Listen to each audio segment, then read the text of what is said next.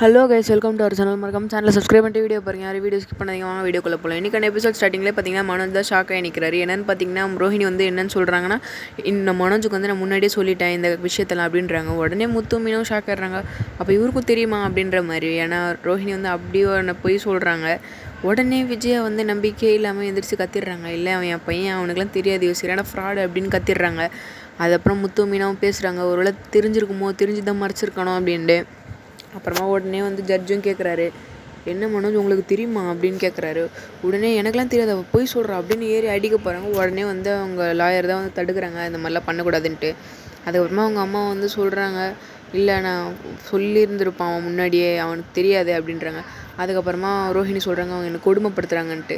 இதெல்லாம் நடந்து வீட்டுக்கு வந்தோடனே விஜய் வந்து சந்தேகத்தில் என்ன பண்ணுறாங்கன்னா, சூடு பண்ணிட்டு கரண்டி எடுத்து அடிக்க வராங்க. மனோஜ் உனக்கு தெரியுமாடா, சொல்ல வேண்டியதுடா, சொல்ல வேண்டியதுடா. உடனே அவங்க அப்பா வாங்கி கரண்டியை தூக்கி போட்டுடுறாரு. மனோஜும் வந்து இந்த மாதிரி பயந்து நின்றுட்டுருக்கான், என்ன பண்ணுறதுன்னு தெரியாமல். அவங்களாம் வந்து ஷாக் ஆகிடுறாங்க. ஒருவேளை இவனுக்கும் தெரிஞ்சிருக்குமோன்ட்டு விஜயாவுக்கும் ஒரு மாதிரி ஆயிடுறாங்க.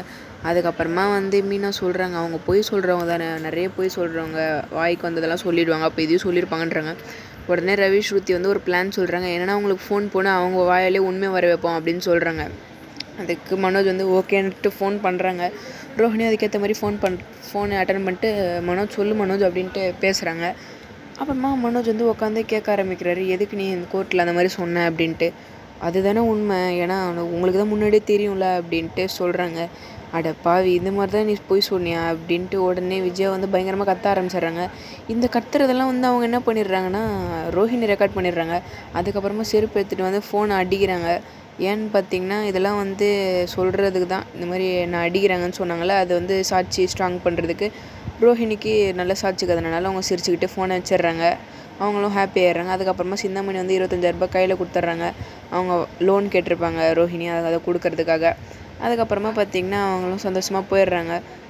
இந்த சைடு முத்து மீனா ஏன் சந்தோஷமாக இருக்காங்கன்னு பார்த்திங்கன்னா அவங்களுக்கு அந்த பூ ஆர்டர் கிடச்சிருக்கும்.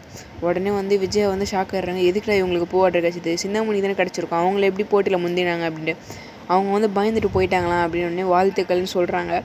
அதுக்கப்புறமா பார்த்திங்கன்னா மீனா முத்து வந்து பேசிகிட்டு இருக்காங்க. என்னென்னு பார்த்தீங்கன்னா மனோஜ் வந்து கேட்டிருப்பாரு, எனக்கே அந்த ஆர்டர் வரல, உங்களுக்கு எப்படிடா வந்துச்சு அப்படின்ட்டு. அதெல்லாம் பேசிகிட்டு இருக்கும்போது உடனே பார்த்திங்கன்னா ஸ்ருதி வெளியில் வந்துடுவாங்க அழுதுட்டு. வெளியில் வந்தோடனே உடனே உங்கள் அப்பா கேட்பாரு, என்னாச்சு, எதுக்கு அழுவுற அப்படின்ட்டு. உடனே ஃபோட்டோ எடுத்து காமிப்பார் முத்து, இதுதான் காரணம், இதனால தான் அழுவுறா அப்படின்ட்டு. அப்புறமா வந்து மீனா சொல்கிறாங்க, இந்த மாதிரியா பண்ணுவா, ஹோட்டல் மேனேஜர்னு இந்த மாதிரிலாம் பண்ணுவாங்களா அப்படின்ட்டு. அதுக்கப்புறமா ஹோட்டலில் பார்த்திங்கன்னா நித்து வந்து கங்க்ராச்சுலேஷன்ஸ் இந்த ஹார்ட் வெட்டிகிட்டு இருக்காங்க கேக்கு. எதுக்குன்னு பார்த்திங்கன்னா வளர்ச்சி அடைஞ்சதுக்கு. அதுக்கப்புறமா பார்த்திங்கன்னா நம்ம ஸ்ருதி ஓடி வந்துடுறாங்க. ரவி இப்போ தான் கடைக்குள்ளேயே போகிறாரு. அதுக்குள்ளே நீத்து வந்து வெட்ட கரெக்டாக போகும்போது ஸ்ருதி வந்துடுறாங்க. ஸ்ருதி வந்துட்டு அந்த கேக்கை எடுத்து மூஞ்சிலே டம்முன்னு அடிச்சிடுறாங்க.